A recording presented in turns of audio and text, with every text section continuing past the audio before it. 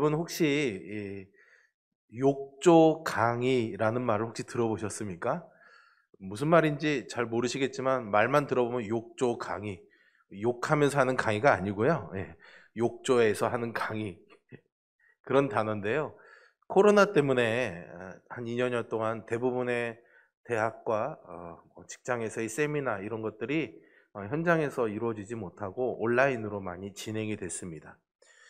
그런데 그러다 보니까 여러 가지 해프닝도 많이 일어나게 되었는데 한 대학의 교수가 이 수업을 욕조에서 목욕을 하면서 진행을 하다가 그 사실이 들통나면서 만들어진 말이 바로 이 욕조 강의라는 말입니다.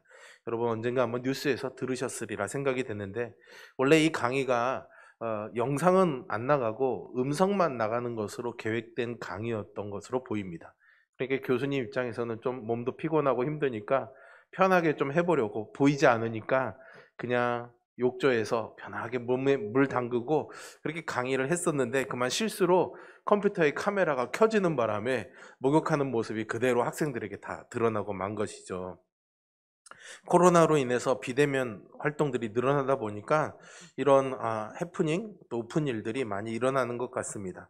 뭐 이런 일들은 굉장히 많다고 합니다. 휴양지에 가서 쉬고 있는데 마치 출장 온 것처럼 또 온라인 회의에 들어와서 이렇게 회의에 참가하는 경우들도 있었고요. 아, 집에서 재택근무하면서 바지는 추리닝만 입고 위에만 이렇게 양복 자켓을 입고 화상회의에 들어와서 이렇게 회의하는 그런 일들도 있었다고 합니다. 아마 저도 어쩌면 여러분들이 여기 안 계시면 카메라만 잡으면 바지는 저도 반바지만 입고 설교할 수도 있겠죠. 뭐 그런 일들이 많이 있었나 봅니다. 왜 사람들이 이럴까요? 편한 것은 좋지만 뭔가 또 보여지는 부분에 있어서 잘 보여져야 되니까 보여지는 부분만 잘 보여지면 된다라는 생각에서 이런 해프닝들이 많이 일어나는 것이 아닐까 싶습니다. 이렇게요, 사람들은 대부분 사람들의 눈을 참 많이 의식하면서 살아간다라는 생각이 듭니다. 여러분들은 어떻게 생각하십니까? 여기에 동의하십니까? 사실 나 편하자면 어떻게 입든 어떤 모양을 취하든 무슨 상관이 있겠습니까마는 사람들의 눈을 의식해서 여러 가지 우리의 그런 보이는 모습에 신경을 쓸 때가 참 많죠. 저는 어릴 때 누구한테 그렇게 교육을 받은 것은 아닌데 괜히 슬리퍼를 신고 밖에 나가면은 안 된다라는 생각이 있어가지고 동네에서 문방구나 슈퍼에 갈 때도 꼭 운동화를 챙겨서 신고 나갔던 그런 기억이 있습니다. 그렇게 우리는 사람들의 시선을 많이 의식하면서 살아가죠. 내가 남에게 어떻게 보일까? 이것이 참 우리의 마음을 많이 이렇게 좌지우지하게 합니다. 그래서요, 돈이 없는데도 있는 척 하는 경우들도 있죠. 아는 것도 없는데 아는 척 하기도 합니다. 신앙생활도 마찬가지이지 않을까요? 주변 사람들의 시선을 의식해서 나도 모르게 이 외적인 것들에 신경을 많이 쓸 때가 있습니다. 그런데 여러분, 우리의 신앙은 사실은 보이는 것이 다가 아니라는 것을 여러분 동의하실 것입니다. 사람 앞에 어떻게 보이는가? 그것이 그 사람의 신앙을 있는 그대로 보여주는 것은 아니겠지요. 그런데도 우리는 사람을 우리의 신앙의 대상으로 삼는 경우들이 많습니다. 하나님이 보시기에 좋아야 되는데 사람 보기에도 자꾸만 좋아 보이려는 그런 마음이 생기게 되죠. 그래서 사람에게 인정받고 싶을 때도 생기고요. 사람에게 칭찬받고 싶기도 합니다. 자꾸 나를 보이려고 하고 그것을 제대로 봐주지 않으면 실망하기도 하고 화가 나기도 하죠.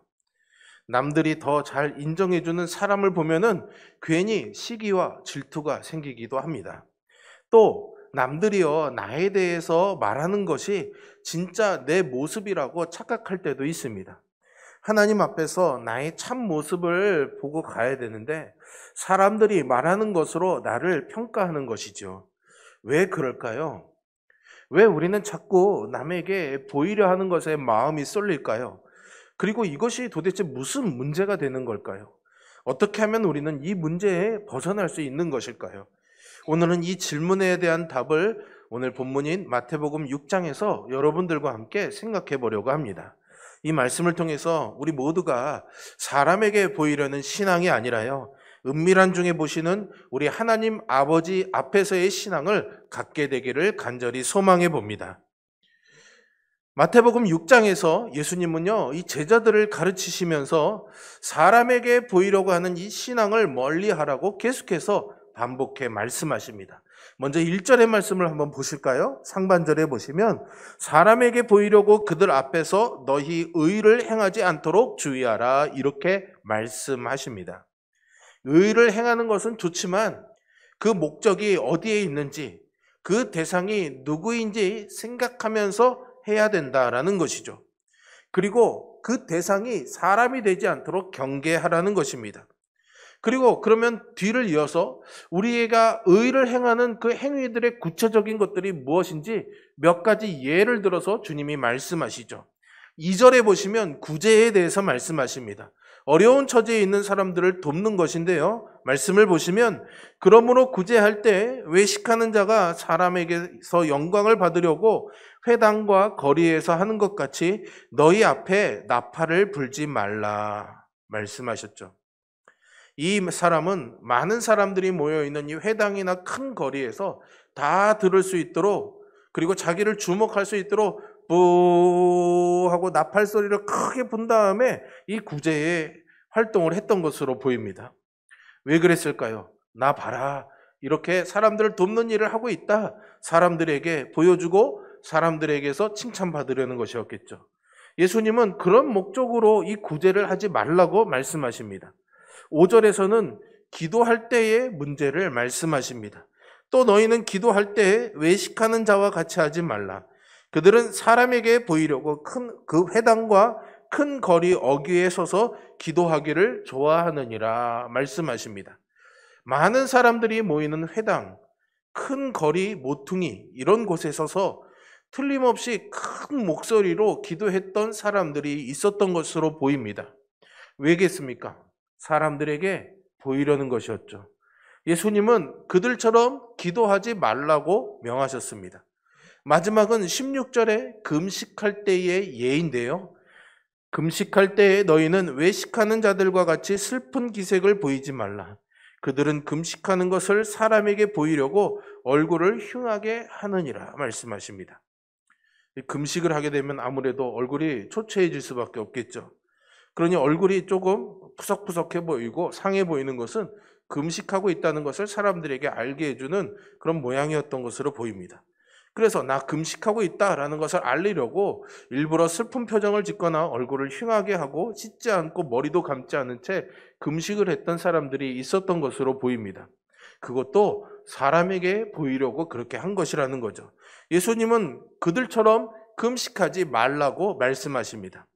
이렇게 예수님은요, 이 마태복음 6장에서 우리의 신앙이 사람에게 보이려는 이 신앙이 되지 않게 하라고 분명하게 말씀하셨습니다. 우리가 이 말씀을 이해하는 데는 큰 어려움이 없다고 저는 생각합니다.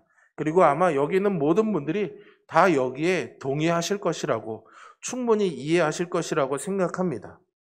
우리 중에 어느 누구도 신앙은 하나님 보는 것보다 사람들이 어떻게 보느냐가 더 중요하다라고 말할 분은 없겠죠. 또는 하나님이 뭐라고 생각하시든 사람들이 인정해주는 신앙이 더 가치 있는 신앙이다라고 말할 분도 없을 것입니다.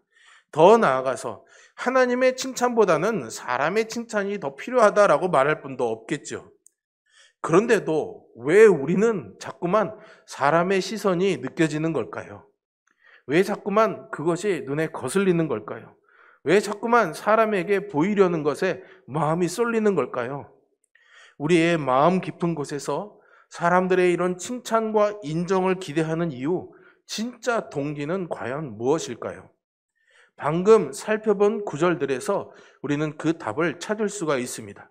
제가 지금 여러분들과 2절, 5절, 16절의 말씀을, 예수님의 말씀을 나눴는데 그 뒷부분들을 다 잠깐 가려놨습니다. 말씀드리지 않았는데 다 똑같은 내용이 반복되고 있습니다. 2절에서 구제하는 사람에게, 남에게 보이려고 구제하는 사람들에게 예수님이 그들은 자기 상을 이미 받았다라고 말씀하시죠.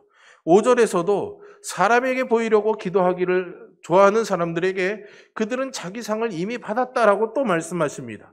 16절에서 사람에게 보이려고 금식하는 사람들에게도 그들은 자기 상을 이미 받았다라고 똑같이 말씀하시죠.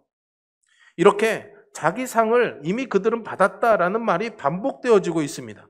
이 말은 무엇입니까? 그렇게 사람에게 보이려고 하는 사람들은 자기들이 원하는 것을 이미 다 받았다라는 겁니다. 그들이 원하던 그 욕구가 이미 충족되었다라는 그런 의미이겠죠. 여기서 우리는 왜 우리가 자꾸만 사람에게 보이려고 하는 것이 신경 쓰이는지, 자꾸만 거기에 왜 마음이 쏠리는지 그 깊은 동기를 찾을 수가 있습니다. 우리에게 욕구가 있기 때문입니다. 그것은 수고에 대한 결실 혹은 보상을 받고 싶어하는 욕구입니다. 여러분, 우리는 다 상을 받고 싶어합니다. 그렇죠, 여러분? 상 받기 싫어하시는 분 있습니까? 작게는 밥상부터 시작해서 크게는 금상, 대상, 좋은 시민상, 많은 상들을 여러분들 좋아하시잖아요. 그것이 나쁘다고 말씀드리는 게 아닙니다, 여러분. 수고에 대해서 인정받는 것은 얼마나 좋은 일입니까? 그렇기 때문에 우리가 한 수고에 대해서 모두가 다 사실은 인정받고 싶어 하죠. 그리고 그런 욕구들이 충족되어질 때 우리의 영혼이 만족, 기쁨, 보람을 느끼게 됩니다. 그러니 여러분, 사실 이 욕구 자체가 보상을 바라는, 칭찬을 바라는 그 마음 자체가 나쁘다고 저는 말씀드리고 싶지 않습니다. 그 자체가 문제인 것은 아닙니다. 여러분, 농부가 봄에 씨를 뿌리고 긴 세월 수고를 하면은 무엇을 기대합니까? 가을에 결실을 보기를 원하죠. 그런 결실을 보기를 원하는 마음 자체를 잘못됐다고 말할 수 없겠죠. 그런 농부가 봄에 씨를 뿌려 가을에 결실 거두기를 원하는 그 소원처럼 내가 한 의로운 행위가 헛되지 않고 어떤 결실을 보기를 원하는 그런 마음은 너무나도 당연하고 자연스러운 것입니다. 문제는 그것을 어디서 얻고 싶어 하느냐라는 거죠. 우리는 신앙인입니다. 그 신앙의 대상은 하나님이시죠. 그런데 그 하나님에게서가 아니라 사람에게서 얻으려고 하니까는, 사람에게서 채우려고 하니까는 문제가 된다라는 겁니다. 우리의 의로운 행위에 대한 보상을 사람에게 기대하는 것이죠. 눈에 보이지 않는 하나님이 언제 주실지 모른다라는 그런 막연함 때문에 사실은 당장 내 눈앞에서 보상해 줄 수 있는 그런 사람에 대해서 기대하는 것도 어떻게 보면은 인지상정이지 싶기도 합니다. 그리고 그런 사람들에게서 채워지지 않게 되면 우리는 실망하고 분노하게 되죠. 결국은 그 욕구 자체의 문제라기보다는요, 그것을 자꾸 엉뚱한 곳에서 찾으려는 것이 문제입니다. 더 나아가서 사람에게 보이려는 이 신앙은 시기와 질투도 낳게 되는 것이죠. 요즘 이제 올해부터 우리 각 기관별로 교회의 청소구역을 나눠서 우리 기관 회원들이 서로 돌아가시면서 주중에 나와서 정말 조용히 열심히 잘 청소해 주셔서 얼마나 고마운지 모릅니다. 아무도 보지 않을 때 누가 와서 수고한다고 음료수도 건네주지 않는데 시간을 내어서 열심히 청소해 주시는 모습이 참 좋습니다. 근데 예를 들어서, 여러분, 예를 들어서입니다. 예를 들어서 그렇게 열심히 청소하고 갔는데 목사님이 이렇게 주일날 어떻게 하다 보니까 교회 와서 안내하시는 분들은 너무 수고하신다고 막 칭찬하는데 정작 청소한 자기는 칭찬하지 않으면은 마음이 막 상하게 되죠. 왜 나의 수고는 알아주지 않는 거지? 왜 다른 사람들의 수고만 알아주는 거야? 라는 그런 마음도 생기게 됩니다. 이렇게 사람에게 상을 받고 싶고 사람에게 영광을 받고 싶어 하는 것의 문제는 우리의 신앙생활에 언제 어디서나 스며들 수 있는 문제입니다. 교회에서 식사 준비를 하거나 아까 말씀드린 것처럼 교회를 청소하거나 성도들을 돕거나 신방하거나 교회 학교 교사로 섬기든지 아니면 차량 운행을 하든지 무엇을 하든지 간에 그 동기에 있어서 우리는 사람의 칭찬, 사람이 주는 상, 사람이 주는 인정을 기대하기가 마련이죠. 에이, 아니에요 라고 말하지만 막상 정말 아무도 몰라주면은 마음이 조금 섭섭하잖아요, 여러분. 안 그러세요? 그렇다고 해주세요. 예. 솔직히 그렇잖아요. 예. 정말로 아무렇지도 않은 사람이 어디 있습니까? 거기다가 그것들이 채워지지 않으면은 더 심해지면은 이제 막 실망하게 되고 분노하게 되고 원망하게 되고 더 나아가서 에이, 내가 뭐 이래서 뭐해? 무슨 부귀영화를 얻겠다고 이렇게까지 해? 그러면서 봉사도 안 하게 되고 더 실망하면 교회가 도대체 사랑이 없어! 라고 그렇게 말하기도 하죠. 하나님이 하나님이 우리를 어떻게 보고 계시는가는 이제 중요한 문제가 안 돼 버리는 겁니다. 자꾸만 엉뚱한 데서 그것을 채우려고 하기 때문이죠. 결론적으로 우리는요, 우리의 헌신과 순종에 대해서 솔직히 보상받고 싶은 마음이 있습니다. 그것을 바라는 순수한 욕구는 누구에게나 다 있는 겁니다. 그 자체는 나쁜 게 아닙니다, 여러분. 선을 행하면서 결실을 거두고 싶어하는 그 마음은 잘못이 아니죠. 문제는 그 결실을 자꾸만 사람에게서 얻으려 한다는 데 있습니다. 우리의 욕구를 사람에게서 자꾸만 채우려고 하니 불완전한 존재에게서 자꾸만 그것을 체험받으려고 하니까는 뭔가 체험을 받은 것 같아도 왠지 허전한 마음이 생기는 것이고요. 충분하지 못하게 되면 실망하게 되는 겁니다. 그래서 바울은요, 갈라디아 교회 성도들에게 이렇게 권면합니다. 성도 여러분, 선을 행하십시오. 그러나 그 선을 행하되 낙심하지 마십시오. 또 포기하지 아니하시면 때가 이름에 거둘 것입니다. 라고 말합니다. 하나님이 때가 되면 반드시 거두게 해 주실 줄로 믿으시기를 바랍니다. 이것을 믿으면 그렇게 하나님에게 마음의 중심을 두고 있으면 조금 마음이 섭섭하거나 뭔가 체험받지 못한 것 같아도 낙심할 일이 없습니다. 선을 행하면서도 실망하거나 포기할 일이 없는 것이죠. 그런데 우리가 그 결실을 불완전한 존재인 사람에게서 찾으려고 한다면 잠시 사람의 인정과 칭찬을 통해서 뭔가 만족을 누릴 수 있겠지만 완전하지 않으니 결국은 허전하고 낙심하게 되고 포기하게 되는 것입니다. 여러분, 이 마음이 드는 것은 자연스러운 것이라고 말했습니다. 그러면 자연스러운 것인데 왜 이게 자꾸 문제라고 말씀하시냐라고 묻는 분들도 있겠죠. 왜 사람에게 보이려고 하는 것이 문제가 되는 걸까요? 사람에게 칭찬받는 것, 인정받고 싶어하는 것이 그렇게 하나님 앞에 이렇게 정죄받아야 될 그런 심각한 문제인가요? 라고 생각할 수 있겠죠. 예수님은 이것에 대해서 이렇게 말씀하셨습니다. 아까도 우리가 보았지만 1절의 말씀인데요. 다시 한번 보실까요? 사람에게 보이려고 그들 앞에서 너희 의를 행하지 않도록 주의하라. 그리하지 아니하면 하늘에 계신 너희 아버지께 상을 받지 못하느니라. 아멘. 뭐가 문제일까요? 우리가 만약에 사람에게 보이려고 하면 하나님에게서 상을 받지 못한다는 겁니다. 그게 중요한 문제라는 거죠. 이게 무슨 의미일까요? 땅에서 사람들에게 상을 받으면 하늘에 계신 하나님의 상은 빼앗기는 건가요, 여러분? 그렇다면 우리는 이 땅에서 사람들에게 칭찬받는 것을 선택할지 아니면 그걸 포기하고 하나님의 칭찬, 하나님의 상을 선택할 것인지 이 양자의 선택을 강요받는 것일까요? 부모님들이 어린아이들에게 너 지금 사탕 먹으면 좀 이따가 사탕 없어? 라고 말하는 것처럼 사람에게 보이려고 하는 일, 그래서 사람에게 칭찬받는 일에 대해서 나중에 하나님의 사랑은 이제 국물도 없어 라고 말씀하시는 걸까요?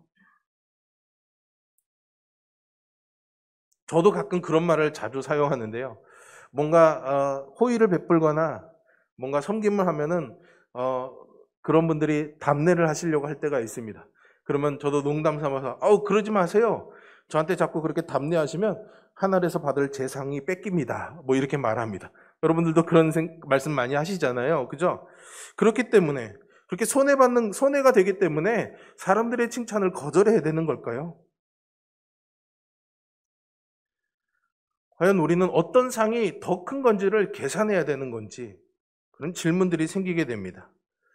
곰곰이 오늘 본문의 말씀들을 묵상해 보면 우리가 사람이 주는 것과 하나님께 받는 것을 저울질하거나 이것을 선택하면 이건 포기해야 돼 라는 그런 논리로 다 설명될 수 없습니다. 예수님은 이미 1절에서 분명하게 우리에게 말씀하십니다. 사람에게 보이려고 그들 앞에서 너희 의를 행하지 않도록 주의하라고 명령하셨습니다. 그리고 아까 우리가 2절, 5절 그리고 16절에서 나눈 것처럼 구제하고 기도하고 금식하는 일이 있어서도 사람에게 보이려고 하지 말라고 분명하게 선을 그어서 명령하셨습니다. 사람의 칭찬과 하나님의 칭찬 중에 어떤 것을 선택할지를 계산하라는 말씀이 아니었죠. 무조건 하나님이 주시는 상을 바라야 된다라고 말씀하신 겁니다. 사실 우리가 이런 선을 행하는 이유는 무엇입니까? 하나님께 영광을 돌리기 위해서입니다. 하나님께 영광을 돌린다는 의미는 무슨 의미입니까? 하나님이 이런 분이시다라는 것을 세상 사람들이 알게 하는 것입니다. 그리고 그것에 대해서 하나님이 우리에게 상을 주십니다. 하지만 만일 우리가 의로운 일을 사람의 칭찬을 위해서 했다면 예수님이 말씀하신 것처럼 하나님을 드러낼 수가 없게 되는 거죠. 그래서 하늘에 계신 하나님께 상을 받을 수 없게 되는 것입니다. 그래서 예수님은 마태복음 6장에서 계속해서 제자들에게 하나님을 위해 일하라고 말씀하시는 거죠. 그들의 시선을 사람에게서 자꾸만 하나님에게로 향하도록 만들고 계시는 겁니다. 살펴볼까요? 3절과 4절의 말씀을 한번 보십시오. 너희는 구제할 때에 오른손이 하는 것을 왼손이 모르게 하여 내 구제함을 은밀하게 하라. 은밀한 중에 보시는 너의 아버지께서 갚으시리라. 아멘. 누가 은밀한 중에 보고 계십니까? 아버지 하나님이시죠. 그러니 은밀하게 보고 계시는 그 하나님을 위해서 구제하라는 것입니다. 어떻게든 오른손이 하는 것을 왼손이 모르게 감추는 것이 목적이 아닙니다, 여러분. 우리는 자꾸 거기에만 관심이 있는데 그러는 이유는 무엇입니까?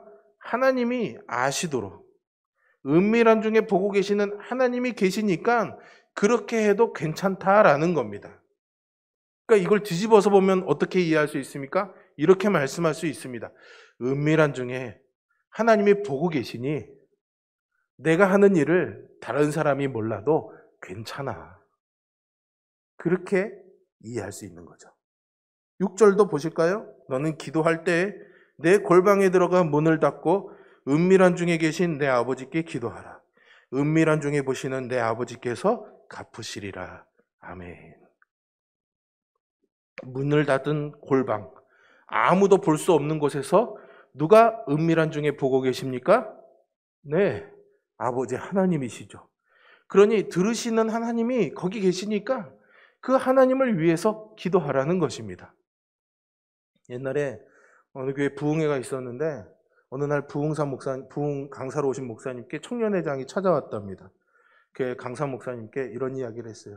목사님, 우리가 교회에서 청년들이 찬양 예배를 너무나 드리고 싶은데 장로님들이 이 음향 장비를 살 재정을 허락해 주지 않으세요. 어떻게 할까요? 그랬더니 이 강사 목사님이 뭐라고 했는지 아세요?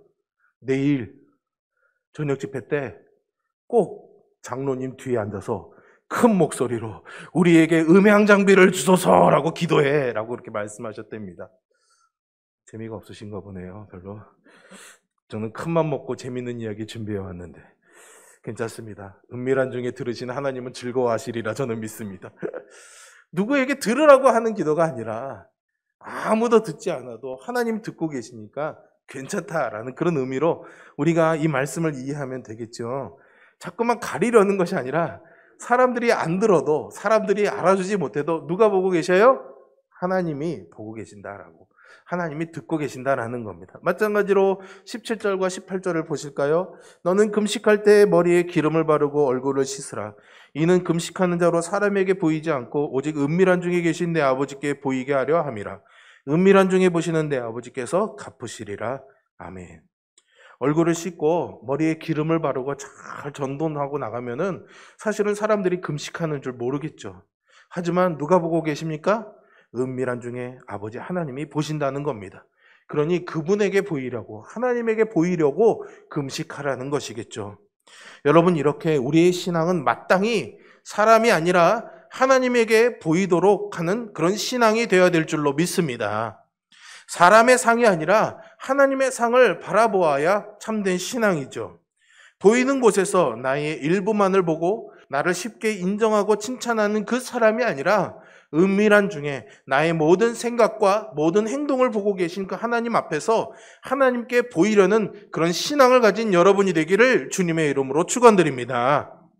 여러분, 그게 정말 하나님이 기뻐하시는 신앙 아닐까요? 우리는 히브리서 11장 16절의 말씀을 잘 알고 있습니다. 믿음이 없이는 하나님을 기쁘시게 하지 못하나니 라고 말하죠. 그리고 그 뒤에 이어지는 말씀이 무엇인지는 잘 기억하지 못하는데요.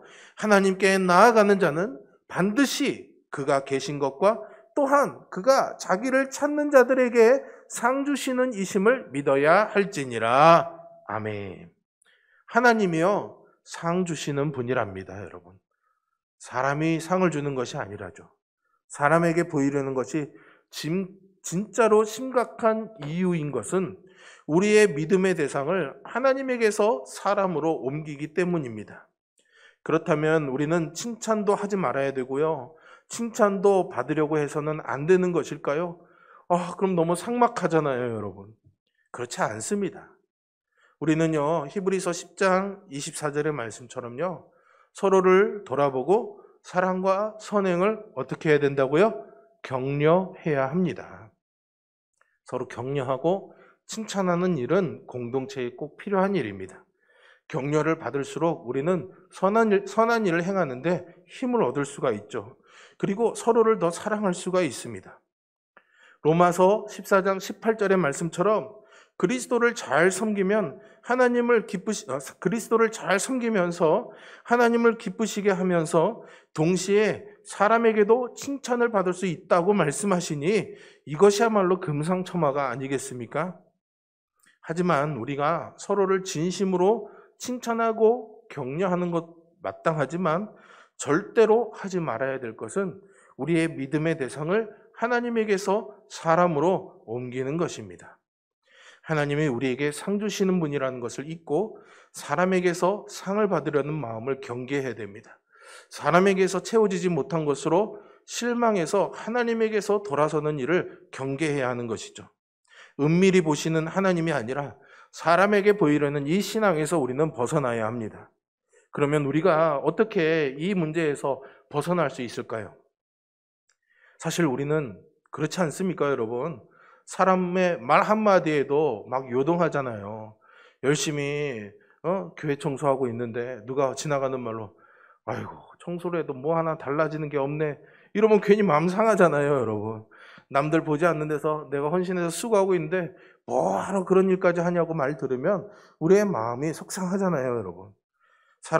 상대방의 눈빛과 표정에도 괜히 우리의 마음이 민감하게 반응하잖아요. 다른 사람들이 나를 어떻게 생각할지, 내가 한 말과 행동을 어떻게 볼까 염려하는 우리의 마음인데 어떻게 우리가 오직 하나님만을 바라보면서 이 마음의 강건함을 지켜나갈 수가 있을까요? 사실 이것이 우리가 매 순간 싸우고 있는 문제라고 저는 생각합니다. 여러분들이 깊이 느끼고 있든지 아니든지 간에 우리는 삶의 모든 순간들 속에서 이 치열한 싸움을 싸우고 있습니다. 해결책이 어디에 있을까요? 저도 여러분들에게 딱 이거다라고 분명한 해결책을 드리기는 참 어렵습니다. 그러나 오늘 이 마태복음 6장을 묵상하면서 제가 찾은 힌트를 하나 말씀드리자면 예수님께서 어쩌면 그래서 우리에게 기도를 가르쳐 주신 것이 아닌가 하는 생각입니다. 오늘 성경 본문을 제가 특이하게 1절부터 8절 그리고 16절부터 18절까지 두 개로 나누었죠. 그 사이에 절묘하게 주님이 가르쳐 주신 기도가 들어 있습니다. 주님이 우리에게 이 문제를 해결할 열쇠로 기도를 가르쳐 주신 것이죠. 항상 하나님을 의지할 수 있도록, 항상 우리의 눈이 이 땅이 아니라 하나님을 볼 수 있도록, 우리의 마음이 사람이 아니라 하나님을 향할 수 있도록 예수님은 우리에게 기도하는 법을 가르쳐 주셨습니다. 시간이 없기 때문에 이 예수님의 기도를 우리가 다 다룰 수는 없지만 마태복음 6장 9절부터 13절까지 주님이 우리에게 가르쳐 주신 기도는 철저하게 하나님 중심적입니다. 이 주님이 가르쳐 주신 기도를 간단하게 요약하자면 하나님을 바라보라는 거죠. 온통 우리의 마음을 하나님께로 향하도록 하는 기도입니다. 그래서 그 기도의 시작이 무엇입니까? 하늘에 계신 우리 아버지여. 하나님을 부르며 시작하잖아요. 그러니 우리의 믿음의 대상은 하나님이시라는 것을 여러분 잊지 마시기를 바랍니다. 사람에게 두지 마시기를 바랍니다. 무슨 일을 하든지 하나님께 보이려고 하는 동기는 여기에서 시작해야 되는 겁니다. 사람은요, 믿음의 대상으로 삼으면 안 되지만 사랑의 대상이 될 수 있습니다. 그러니 우리가 하나님을 믿는다면 서로 사랑하게 되는 것이죠. 하나님만 믿고 서로 사랑하는 저와 여러분 되기를 바랍니다. 이렇게 살도록 주님이 우리에게 기도를 가르쳐 주신 겁니다. 주님이 가르쳐 주신 이 기도를 날마다 읊조리고 되뇌이면서 우리의 마음을 하나님께로 향하도록 훈련하는 그 훈련을 쉬지 않고 살아가시기를 주님의 이름으로 축원드립니다. 늘 은밀히 보시는 주님이 계십니다. 어디에서나 나를 지켜봐 주시는 주님이 계십니다. 그 주님이 여러분들에게 세상의 그 어떤 것으로도 채울 수 없는 큰 은혜와 만족을 주시는 그런 복이 있기를 주님의 이름으로 축원드립니다. 기도하겠습니다.